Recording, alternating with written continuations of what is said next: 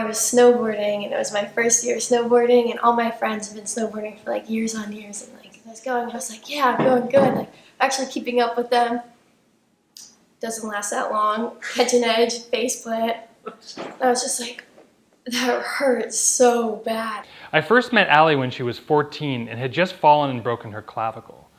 Alli was really the perfect candidate for surgery because the ends of her fracture were really far apart and shortened. Even if the fracture had healed, she most likely would have had a permanent deformity and shoulder dysfunction with activities. All we really needed to do was realign it in a very simple way. I don't remember being in like a lot of pain all the time. I mean, maybe I was a little sore and like awkward not being able to lift my arm. The clavicle, also known as the collarbone, is commonly fractured in people of all ages. Historically, most clavicle fractures were treated without surgery, but more recent studies have shown that this type of non-operative management can lead to long-term dysfunction, and in adults, the bone has a higher likelihood of not healing. Generally, there are two ways to surgically fix a clavicle bone. The first is with a plate and screw construct that overlies the bone and stabilizes it. This is a great option to restore stability and anatomic alignment, particularly when the fracture is significantly comminuted or in multiple pieces. Second option, as in Alli's case, is fixing the bone with a clavicle nail.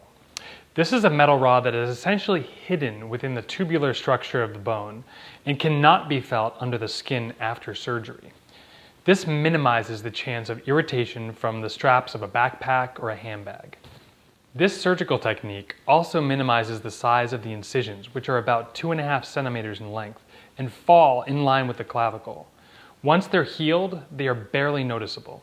I thought it was going to be worse, but it was like barely a scar at all. Some people, if they look at me, they're like, oh, I didn't know you had that there. I was like, yeah. Some people's scars are like, my friend, he has broken collarbone, he has like this huge nasty thing on it. I was like... I like patients to limit their range of motion for the first 4 weeks to minimize the chance for displacement. Motion typically returns quickly and physical therapy is not usually necessary. Within 6 weeks, Alli had nearly full range of motion of her shoulder. I wasn't afraid to snowboard. I went back that season, like the first season of snowboarding.